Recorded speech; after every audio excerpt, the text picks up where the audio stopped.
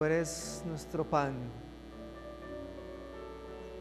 Tú eres nuestra vida, Señor.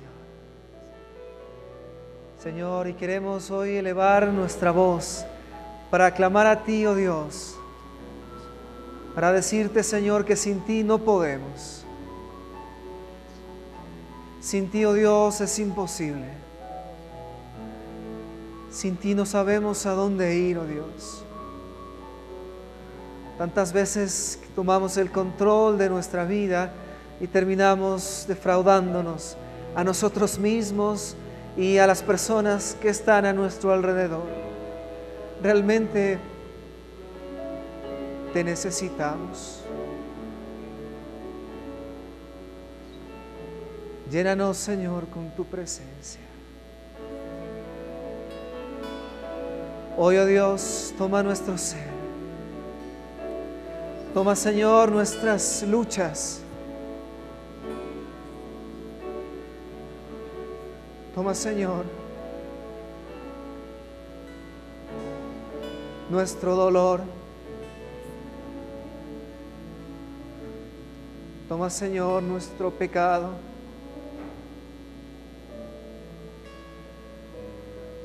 Tómanos en tus brazos, Señor. Necesitamos tu presencia en medio nuestro, en nuestras vidas, en nuestras familias, en nuestro trabajo, en nuestra ciudad, en nuestro país. Visítanos, Señor. Sana, Señor, esta tierra que es tuya. Sana, Señor, esta ciudad que es tuya. Sana, Señor, este país que es tuyo, Señor. Toma, oh Dios, nuestra necesidad. Señor, quiero orar por los que están enfermos. Quiero orar por Mario Martínez, Señor. Está delicado en su salud. Levántalo.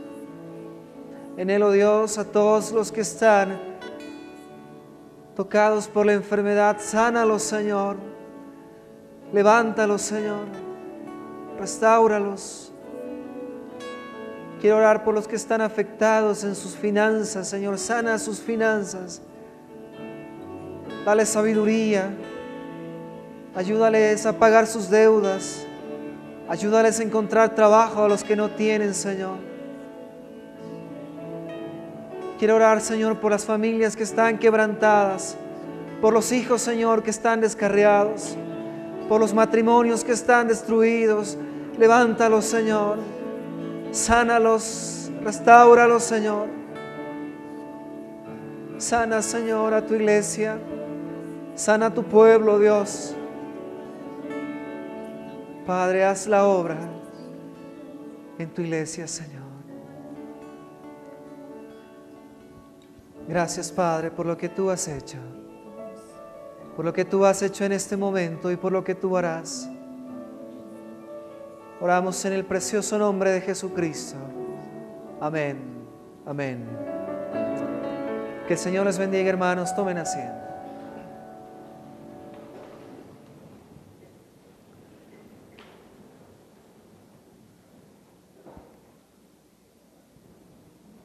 Bueno, hoy vamos a tocar el tema, el rol profético de la iglesia.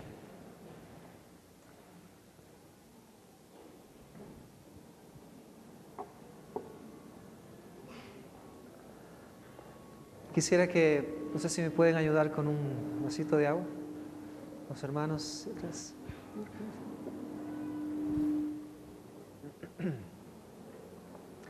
Muy bien, vamos a leer la Biblia en Lucas. ¿Cuántos tienen ya este Nuevo Testamento? ¿Algunos? Bueno, quisiera animarlos a que lo traigan. Deben traerlo todos los fines de semana. Al culto que usted asista debe traer, ¿no es cierto? Vamos a leer una sección que empieza, es en la página número 8, en la parte de abajo, página número 8. Lucas, página número 8. En el último párrafo dice, en el año 15, ahí, y vamos a terminar donde dice, Herodes llegó hasta el colmo de encerrar a Juan en la cárcel. ¿Sí? Sí, si usted puede ponerse de pie cuando ya encuentre para que todos vayamos iguales. Si usted tiene una Biblia, una nueva versión internacional, puede ver en el capítulo número 3 de Lucas. En el capítulo número 3 de Lucas. Y si alguien no tiene esto, ¿puede ponerse alguien que lo tenga? ¿Quién no tiene? ¿Puede ponerse alguien que lo tenga? Tal vez, no sé, ustedes aquí atrás pueden compartir con ellos la Biblia, una de las dos. Si tienen en la familia 3, ¿pueden compartir una Biblia con alguien que no tenga? Bueno, estamos pensando en que nos disciplinemos para traer la Biblia. Y entonces vamos a omitir aquí en la pantalla y queremos que todos puedan traer su Biblia, tal vez no esta, cualquier Biblia, pero preferiblemente esta, porque estamos animándolo a que traigan su Biblia, a que lean la Biblia. Recuerden en este proyecto que estamos, ¿sí? En todo caso nos ponemos todos de pie. Vamos a leer. En el año 15 del reinado de Tiberio César, Poncio Pilato gobernaba la provincia de Judea. Herodes era tetrarca en Galilea, su hermano Felipe en Iturea y Traconite, y Lisanias en Abilene. El sumo sacerdocio lo ejercían Anás y Caifás. En aquel entonces la palabra de Dios llegó a Juan, hijo de Zacarías, en el desierto. Juan recorría toda la región del Jordán predicando el bautismo de arrepentimiento para el perdón de pecados. Así está escrito en el libro del profeta Isaías. Voz de uno que grita en el desierto, preparen el camino del Señor. Háganle sendas derechas, todo valle será rellenado, toda montaña y colina será allanada, los caminos torcidos se enderezarán, las sendas escabrosas quedarán llanas, y todo mortal verá la salvación de Dios. Muchos acudían a Juan para que los bautizara. Camada de víboras, les advirtió. ¿Quién les dijo que podrán escapar del castigo que se acerca? Produzcan frutos que demuestren arrepentimiento. Y no se pongan a pensar, tenemos a Abraham por padre, porque les digo que aún de estas piedras Dios es capaz de darles hijos a Abraham. Es más, el hacha ya está puesta a la raíz de los árboles, y todo árbol que no produzca buen fruto será cortado y arrojado al fuego. Entonces, ¿qué debemos hacer?, le preguntaban la gente. El que tiene 2 camisas debe compartir con el que no tiene ninguna, les contestó Juan. Y el que tiene comida debe hacer lo mismo. Llegaron también unos recaudadores de impuestos para que los bautizara. Maestro, ¿qué debemos hacer nosotros?, le preguntaron. No cobren más de lo debido, les respondió. ¿Y nosotros qué debemos hacer?, le preguntaron unos soldados. No extorsionen a nadie ni hagan denuncias falsas, más bien confórmense con lo que les pagan.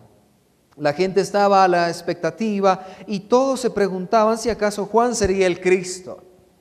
Yo los bautizo a ustedes con agua, les respondió Juan a todos, pero está por llegar uno más poderoso que yo, a quien ni siquiera merezco desatarle la correa de sus sandalias. Él los bautizará con el Espíritu Santo y con fuego. Tiene el rastrillo en la mano para limpiar su era y recoger el trigo en su granero. La paja, en cambio, la quemará con fuego que nunca se apagará. Y con muchas otras palabras exhortaba Juan a la gente y le anunciaba las buenas nuevas. Pero cuando reprendió al tetrarca Herodes por el asunto de su cuñada Herodías y por todas las otras maldades que había cometido, Herodes llegó hasta el colmo de encerrar a Juan en la cárcel. Tomen asiento.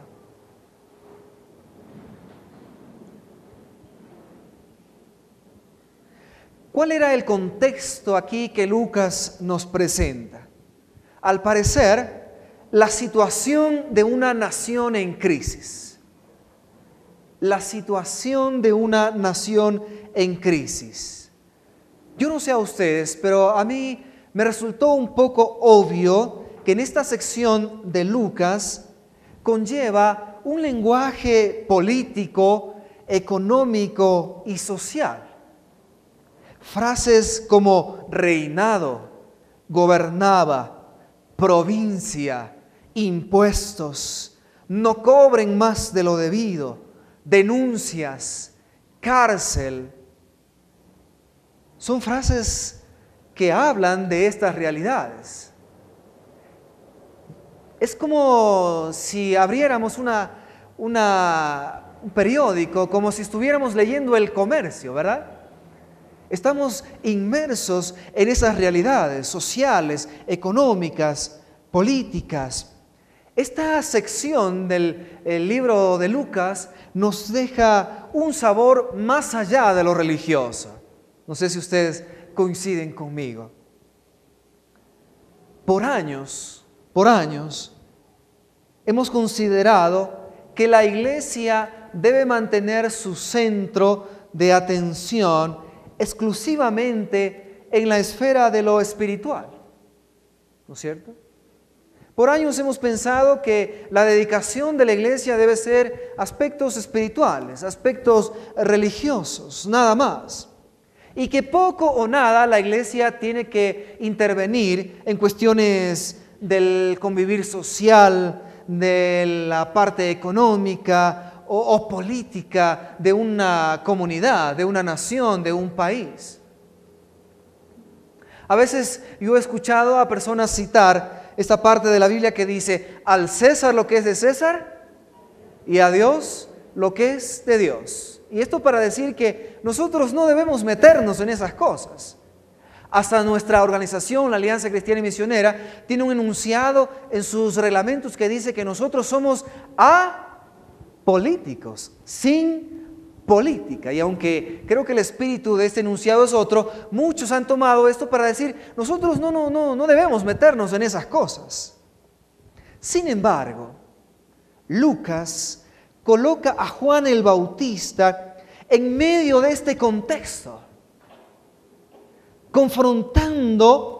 Juan aparece aquí confrontando temas sociales como la desigualdad. ¿El que tiene 2 camisas? De una. Aquí Juan se introduce también en el difícil tema del cobro de impuestos, el SRI de aquella época, ¿no es cierto? ¿Usted se atrevería a meterse con el SRI? Pues Juan se mete con el SRI y se mete en el oscuro mundo de la corrupción que existía en ese tiempo en el campo del cobro de impuestos. También aquí Juan se mete con la milicia, con los uniformados, y trata el tema del abuso de poder y la disconformidad que existía en los salarios de los soldados, y que eso a Juan, al parecer, era la raíz de muchos otros problemas.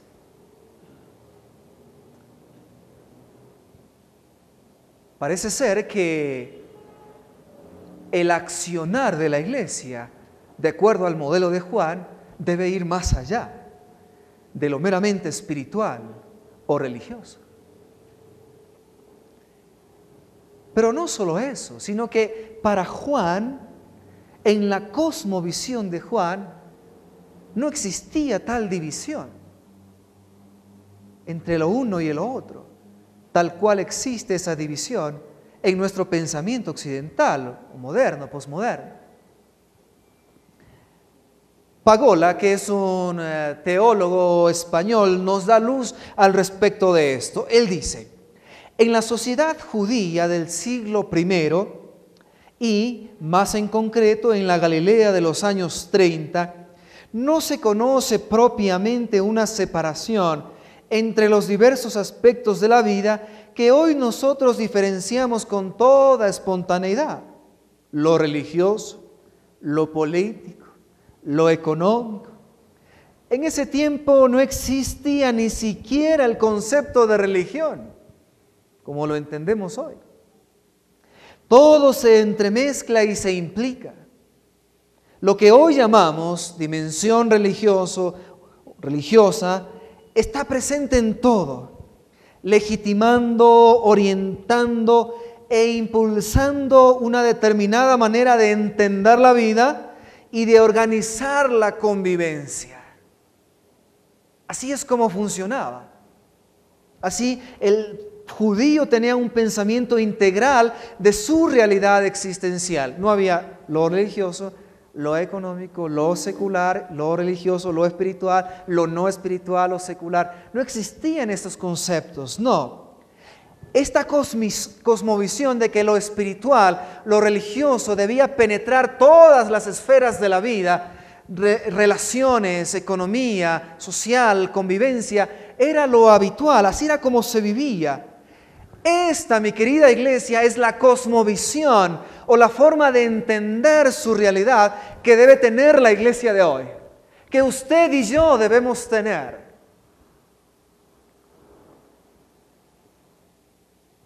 Lo espiritual debería penetrar y legitimar todos los aspectos de nuestra vida y por ende de nuestra nación, de nuestra ciudad.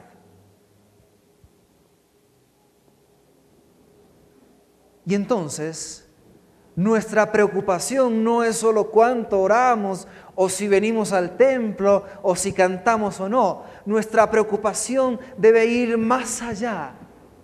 Vemos en el modelo de Juan esta preocupación integral por realidades sociales, por realidades económicas, por realidades inclusive políticas. ¿Cómo está nuestra nación? Ningún cristiano que se llame cristiano debiera ser o debiera ignorar, para no usar el otro término, aunque no es malo, pero se escucha mal, ninguno de nosotros, no debiéramos ignorar los aspectos de nuestra realidad, de país, de ciudad, de nuestra empresa. Y es que esta partición entre secular y espiritual nos ha hecho, bueno, eso es malo, en esos temas no debemos meternos. No, sí debemos meternos. Juan lo hizo. Juan lo hizo con tal vehemencia, Juan lo hizo con tal compromiso que estuvo dispuesto a perder su vida en tal empresa. Y de hecho, ustedes conocen qué fue lo que pasó. Juan literalmente perdió la cabeza.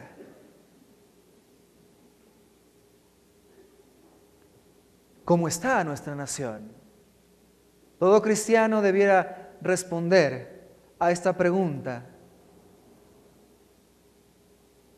Terence White, autor de, entre otras obras, de una saga sobre el rey Arturo, que comienza con la espada en la piedra, en el ocaso de su vida escribió el libro de Merlín. Ahora, el título puede llamarnos a confusión, por lo que es importante aclarar que esta obra no fue dedicada al público infantil.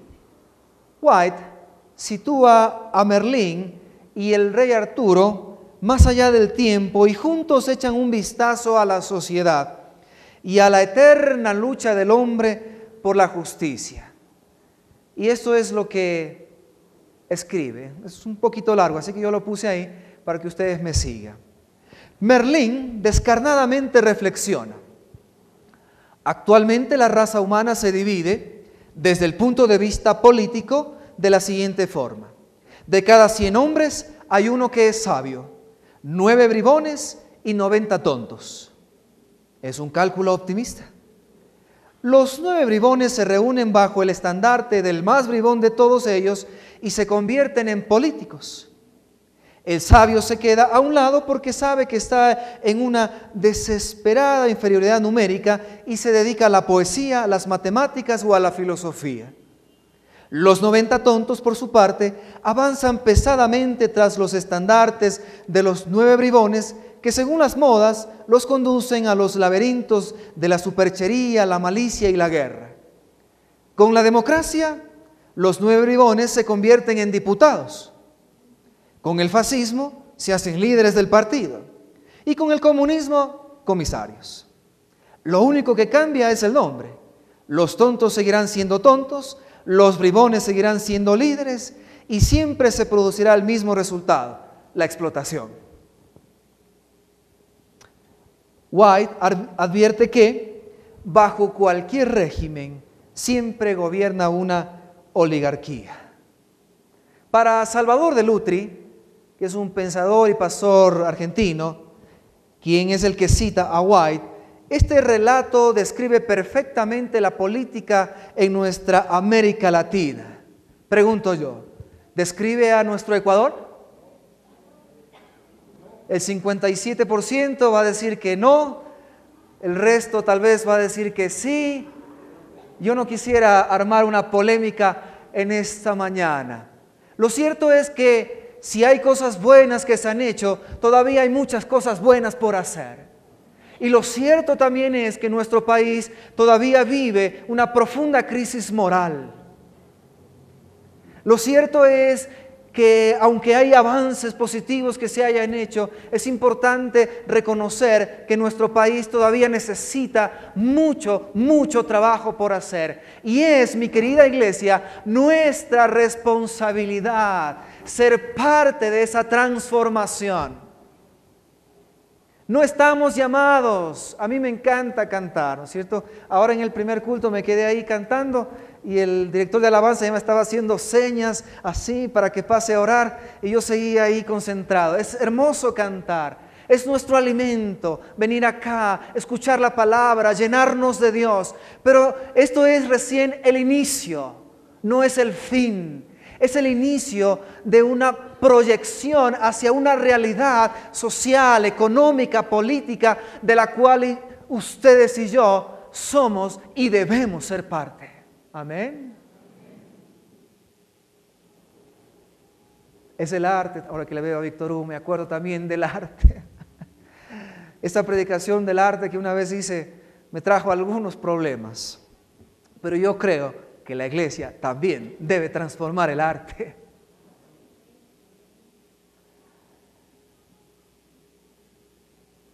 Cualquiera que sea su pensamiento con respecto a la situación de nuestro Ecuador, de nuestra ciudad, debemos entender que lo que Lucas nos muestra hoy es que la iglesia no puede ni debe quedarse al margen.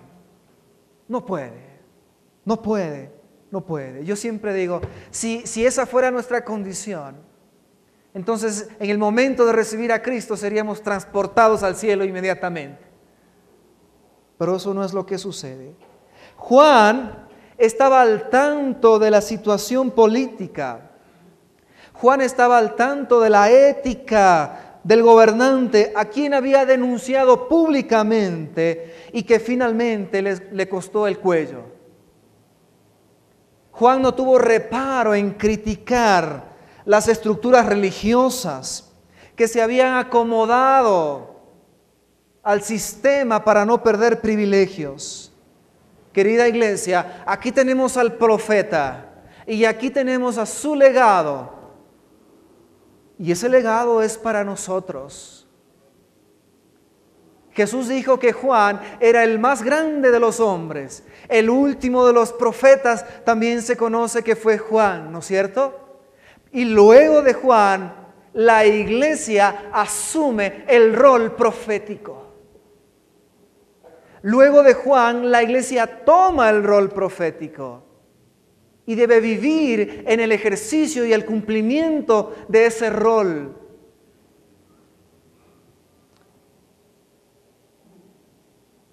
¿Y cuál era ese rol?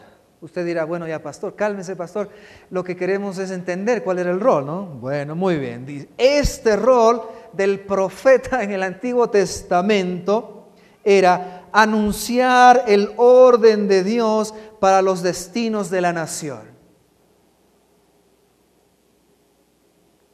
Pero con el paso de los años, la iglesia ha perdido injerencia.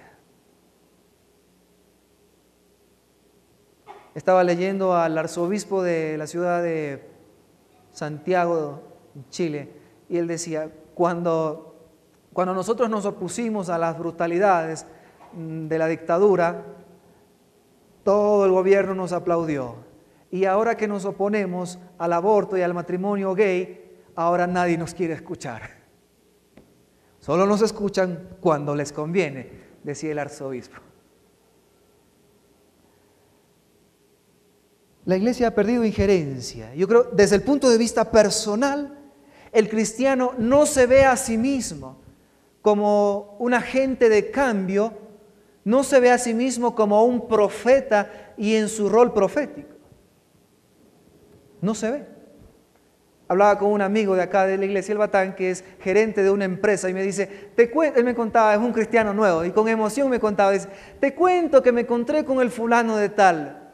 Hace 10 años ha sido cristiano, qué emoción, dice. Yo por dentro decía, qué incoherencia. Hace 10 años es cristiano y este pobre que recién se convierte, recién se entera.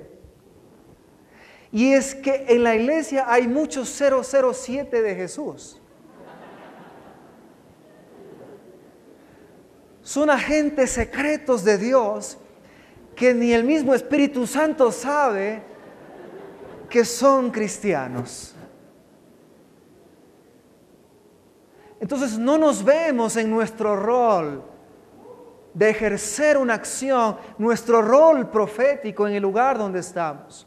Eso de manera individual, como cristianos. Desde el punto de vista institucional pasa algo igual, similar, parecido. La iglesia tiene miedo de opinar. Yo le decía a David Mutre, nuestro presidente de la Iglesia Nacional, le decía, ¿por qué no sacamos, por lo menos en Navidad y en Semana Santa, una página entera en El Comercio y en El Universo de lo que nosotros somos? Debemos ir más allá. Un mensaje de esperanza que la gente necesita escuchar.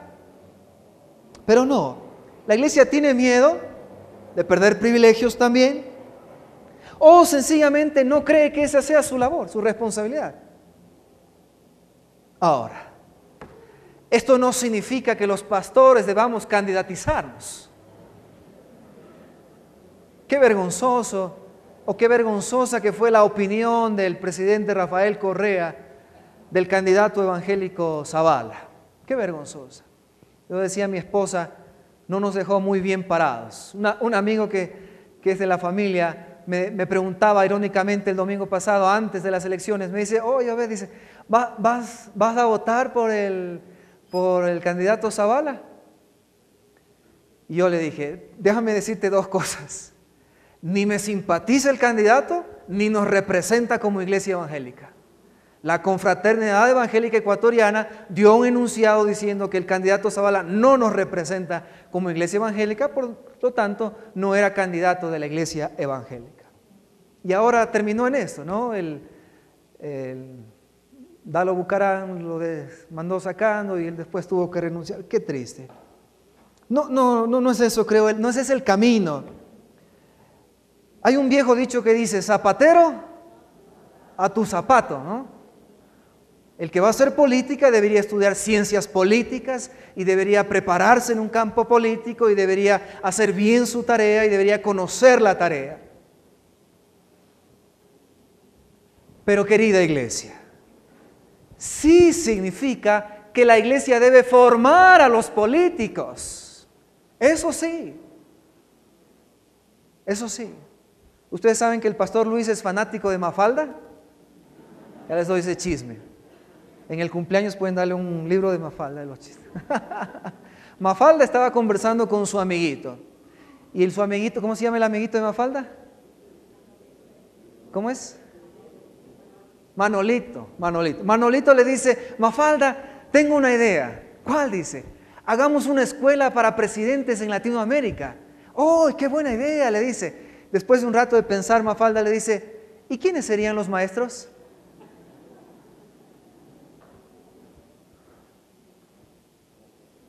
¿Los presidentes actuales tal vez? La iglesia, esa es la respuesta. La iglesia debe formar a los políticos de la nación en valores y principios del reino de Dios. La iglesia debe formar a los médicos, a los empresarios, a los educadores. La iglesia. Ojalá su hijo sea el futuro alcalde de la ciudad de Quito, el futuro presidente, pero formado con valores y con valores cristianos, con valores, digamos, del reino de Dios. Esa es la labor.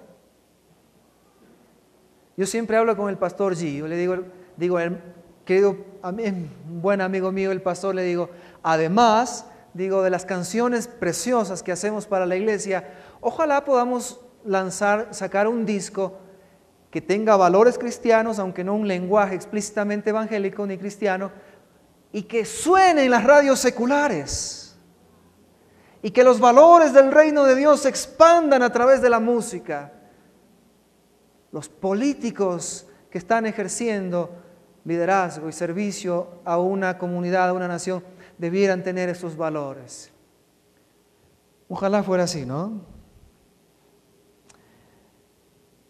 ¿En qué consiste este rol, querida iglesia?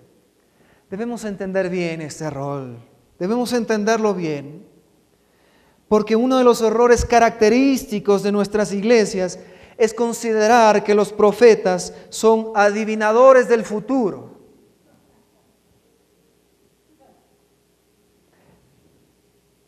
Asumir que su ministerio principal es predecir el futuro. Así entonces hemos convertido a los profetas en astrólogos casi inofensivos. Ahora, este es un estereotipo, un preconcepto que debemos erradicar de nuestro pensamiento. El ministerio principal del profeta era exhortar, si está tomando apuntes, copie. Exhortar, criticar, denunciar y llamar a un arrepentimiento genuino. Repito, exhortar, criticar, denunciar y llamar a un arrepentimiento genuino. ¿He ahí? El ministerio profético, el rol profético de la iglesia. Ahora, cuando el profeta desarrolla esta tarea, tiene también una preocupación por el futuro y en algunos casos predice el futuro, pero tal preocupación que es real, que es genuina, se refiere primordialmente a cómo ese futuro afecta el presente. Noten ustedes todos los profetas en el Antiguo Testamento. Sí, a veces Dios les mostraba cosas del futuro, pero ellos estaban inmersos en la realidad social, económica, política de todos los reyes, tanto en el norte y en el sur del pueblo de Dios. Un hombre, una mujer inmerso, preocupado por la realidad social, económica, política de su contexto. Ese es el perfil del hombre de Dios, cumpliendo su rol profético. Lamentablemente la iglesia se ha olvidado el aspecto fundamental de la exhortación y se ha volcado principalmente al aspecto futurista del mensaje profético. Por esta razón, muchas veces nuestras iglesias se parecen a un aeropuerto donde la gente permanece sentada esperando el próximo avión con destino al cielo, sin importarle lo que pasa aquí y ahora. Y por eso nos ven como bichos raros en nuestras empresas. Ahí viene el aleluya, dice. Ahí viene el aleluya, gloria a Dios, ¿no? Y a veces somos como bichos raros, nos vienen a ponernos la gasolina, dice, ¿cuánto le pongo, Señor? Gloria a Dios. No, ¿qué le pasa, no? Y el aspecto religioso, que es hermoso, ¿no? Yo no desdigo de eso por si acaso. El aspecto religioso no solo es hermoso, es necesario. Estaba leyendo un trabajo de investigación en una universidad de Estados Unidos donde arrojaba el siguiente resultado. Las personas espirituales sin religión tienen más problemas emocionales, hasta físicos, que las personas espirituales con religión. Un estudio científico. Es importante la expresión de la fe. Es importante, son importantes los ritos, la vivencia de nuestra fe de alguna manera en aspecto religioso. Pero entendamos de una vez por todas que no es lo más importante ni el fin último. Es nada más la plataforma para. la palabra de Dios no solo nos da el qué, sino también el cómo. El plan de restauración de una nación. El plan de restauración de una nación. Desde el Génesis, nuestras raíces, al igual que las de la creación, están desde el principio. ¿En dónde? En la imagen y en la semejanza de Dios. Génesis 1:26, ¿qué dice? Hagamos al hombre a nuestra imagen y semejanza. Querida iglesia, ese principio es fundamental y es importantísimo. Escuche bien esto. Somos, junto con Dios, co-creadores.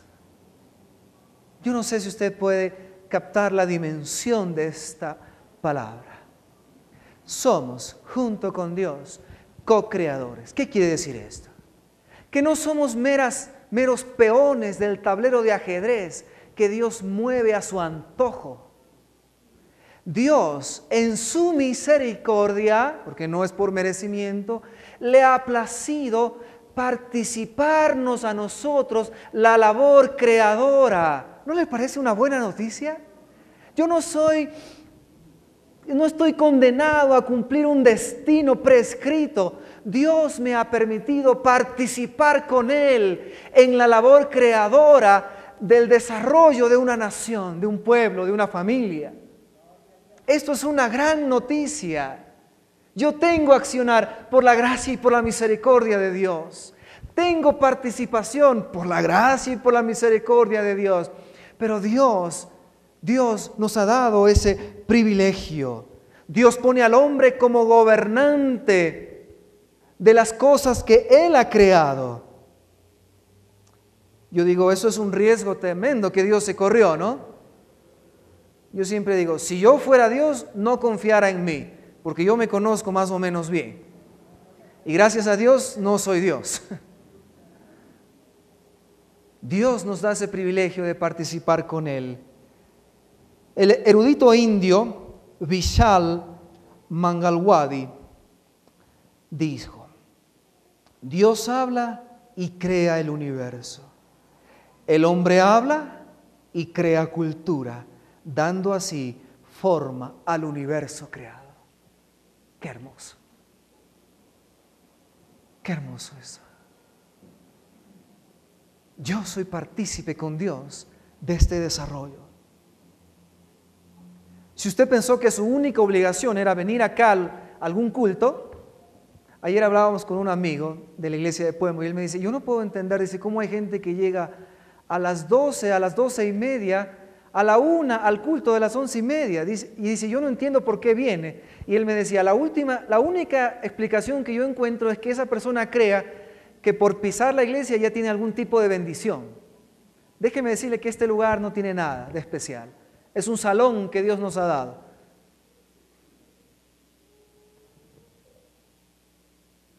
La responsabilidad es suya. El templo es usted. Su obligación va mucho más allá que eso. Usted, como creyente, está obligado a crear cultura donde quiera que esté. Usted debe vivir, reflejar y pelear por instaurar una nueva cultura, la cultura del reino de Dios. ¿Amén? ¿O esto ya no nos gusta tanto? ¿Todavía podemos decir amén? Ah, ya, bueno. Entonces, para que puedan asimilar esto, voy a tomar un poco de agua.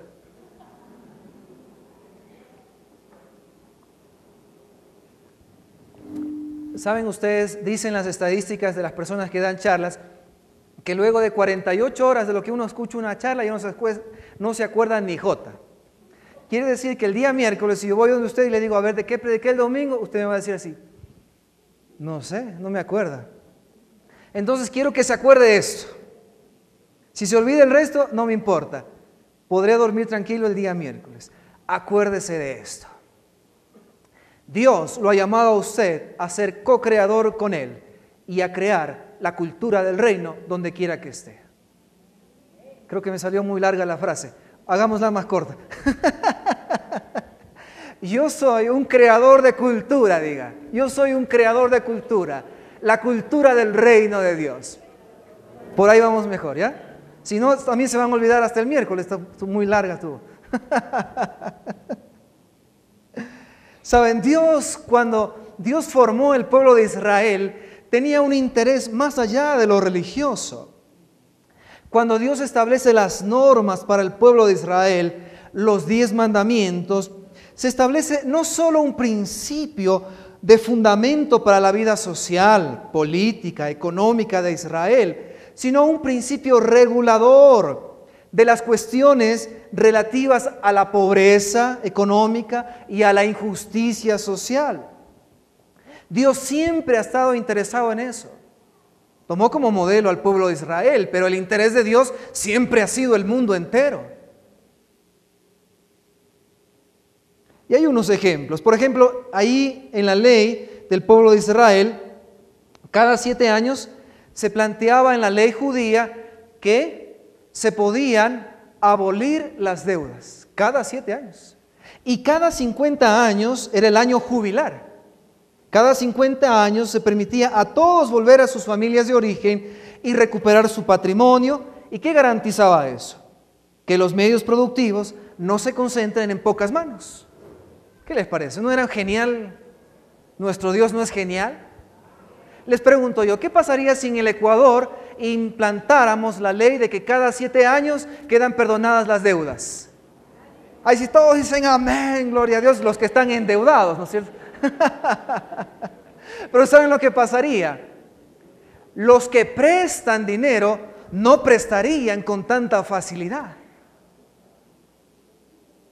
Porque si yo no tengo la confianza y la seguridad de que me vas a pagar en el periodo de los 7 años, entonces no gracias. Yo creo que las tarjetas de crédito y las entidades de préstamo quebrarían. Dios estaba pensando en una cuestión social, económica, en el bienestar de una comunidad. Lamentablemente, el pueblo de Israel distorsionó esto con el paso de los años. El pueblo de Israel acopló y distorsionó estas leyes que eran para el bien común. De hecho, creo que es conocido por todos que los judíos fueron los mayores prestamistas durante la Edad Media. Y esto no solo se dio en el campo económico, igual se dio en el campo social. Había una ley de los judíos que decía que el hijo debe preocuparse por su padre que ya es mayorcito, que es adulto. Y entonces, el otro día yo recibí a una persona acá en mi oficina, una viejita, muy mayorcita, y le decía yo, ¿y usted tiene hijitos que le puedan ayudar? Sí, pero no se interesan en mí. Y esto habían hecho los fariseos también. Había una ley que obligaba al judío a preocuparse por sus viejitos, para que no estén botados, aislados, para que tengan su sustento, para que tengan lo que necesitan. ¿Y sabe qué hicieron estos bandidos? Dijeron, a ver, este dinero vamos a consagrarlo al templo. Cuando un dinero se consagraba al templo, entonces no podía ser tocado. Pero si estaba consagrado al templo, yo puedo usufructuar de ese dinero. Pero entonces no le doy a mis papitos. Me cojo yo mismo. Ay, qué sapos. Por eso Jesús les dio con todo lo que pudo. Y por eso mataron a Jesús. Porque Él se metió donde no debía meterse. Pero ese es el rol del profeta. Ese es el rol suyo y mío. Otro ejemplo, la ley obligaba al hombre a permanecer casado y solo podía divorciarse por causa de adulterio o fornicación.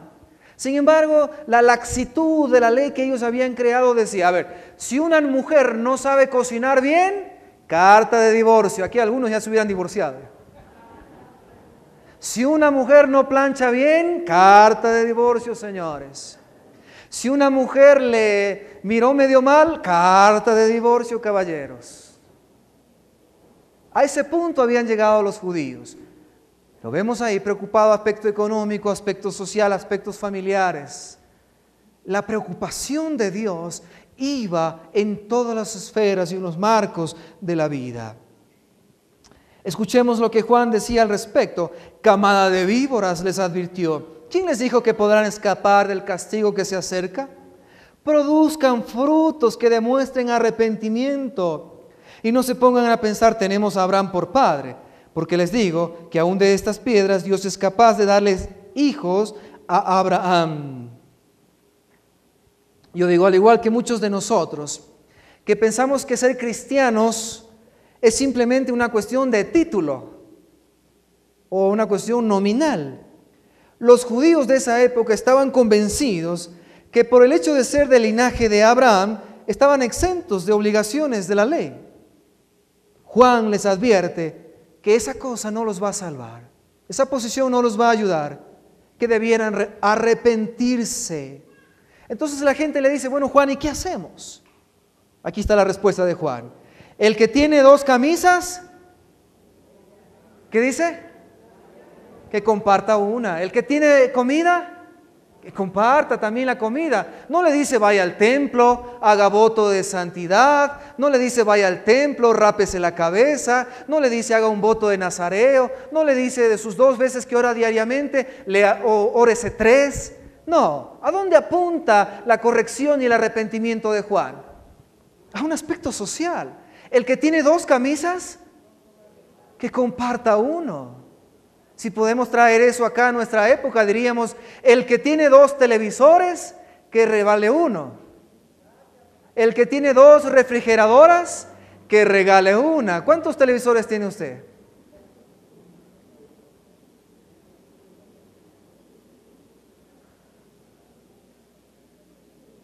Y ahí sí no nos gusta, porque más fácil es que a mí me digan vaya y cante, que me digan regala tu segundo televisor.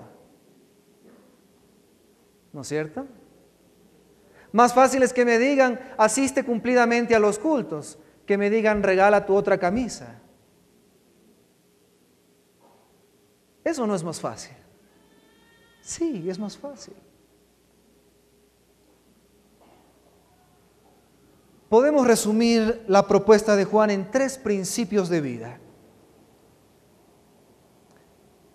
Generosidad, honestidad y pureza. Generosidad, honestidad y pureza. Hablemos de la generosidad. Brevemente las 3, porque ya sé que el tiempo se me ha ido. Generosidad.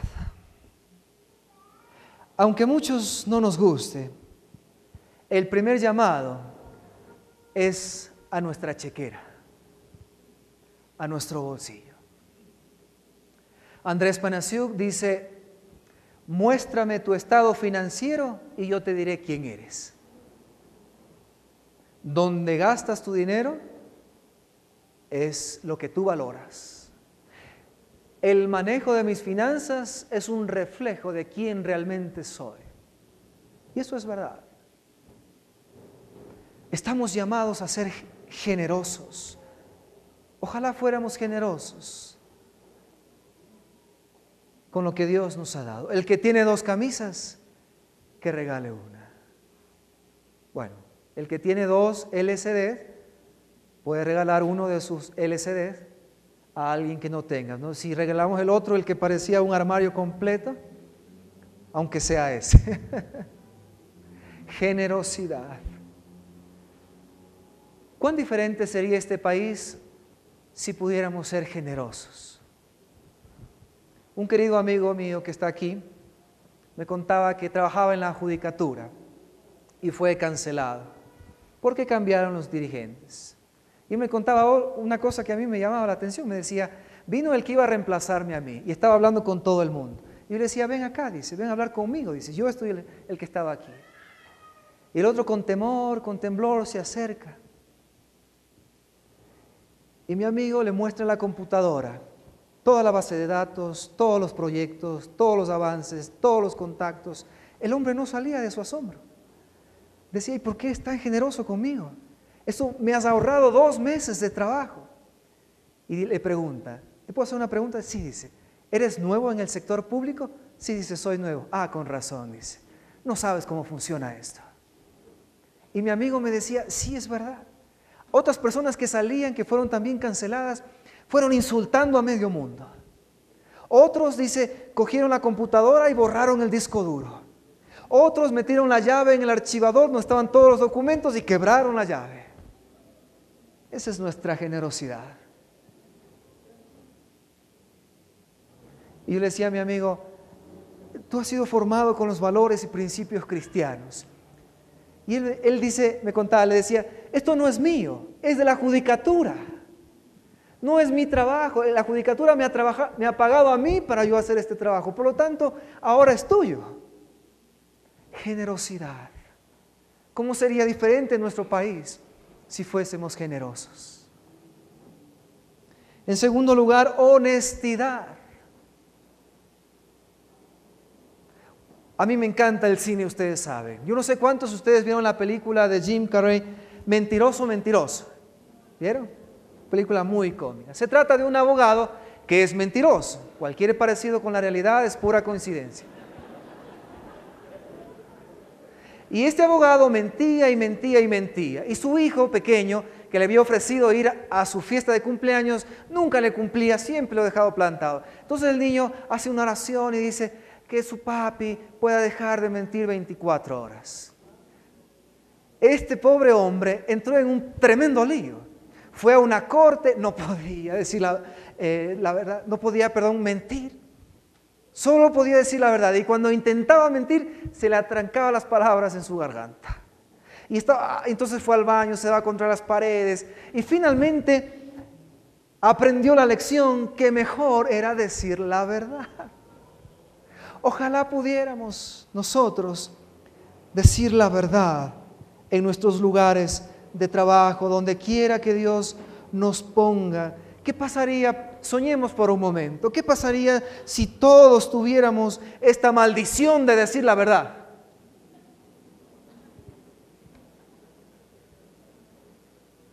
¿Qué tal? ¿No podríamos mentir a nuestros hijos? ¿No podríamos mentir a nuestra esposa, que ya mismo llegamos y estamos recién saliendo de la oficina? ¿Qué pasaría si los comerciantes pudieran decir la verdad con respecto a los productos que venden? Y decir, bueno, esto es lo que me costó, este es mi margen de ganancia, pero no estoy exagerando. ¿Qué pasaría si todos pudiéramos ser honestos y decir la verdad? En cierta ocasión conversaban 2 hombres, más de 30 años de casados los dos. El uno le dice al otro, amigo, ¿has pensado alguna vez en el divorcio en todo este tiempo de casado? El otro le dice, no, dice, sinceramente no, pero he considerado el asesinato varias veces.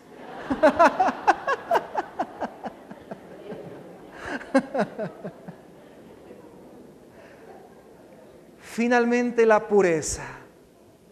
La pureza es la más hermosa de las virtudes de un ciudadano del reino.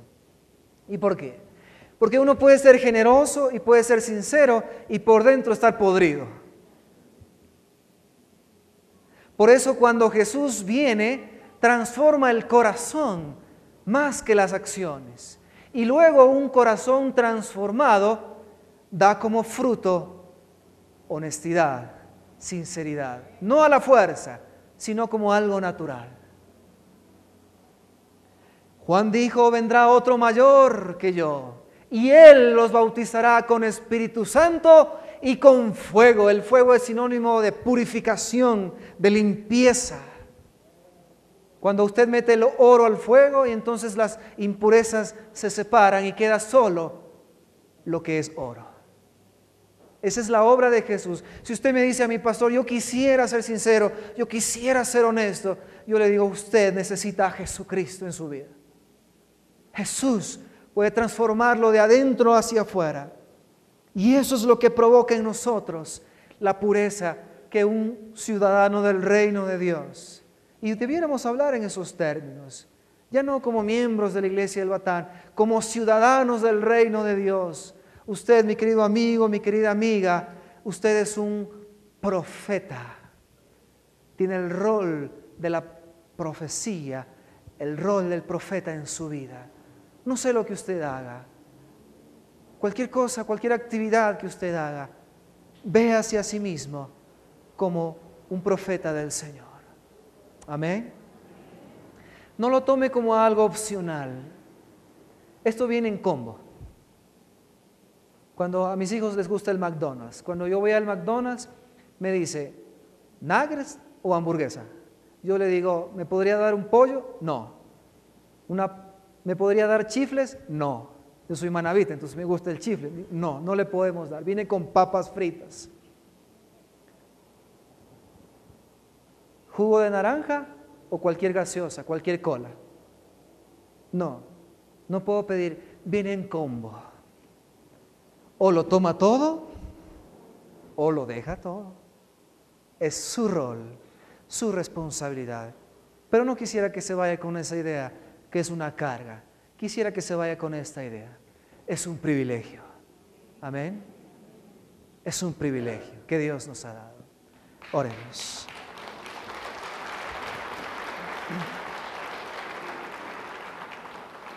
Amado Dios, tú eres grande, eres fuerte como hemos cantado en este día. Tú nos has dado, Señor, un privilegio enorme, pero no nos dejas solos. Nos has dado también tu Espíritu, es tu fuerza en nosotros. Danos la valentía como Juan el Bautista. Danos, Señor, ese valor de ese hombre que tal vez no hizo ningún milagro espectacular. Sin embargo, tú dijiste que era el más grande de todos los hombres nacido de mujer. Que nosotros podamos replicar la vida de Juan el Bautista en nuestras vidas. En el nombre de Jesús. Amén y amén. Un abrazo a cada uno, que el Señor les bendiga.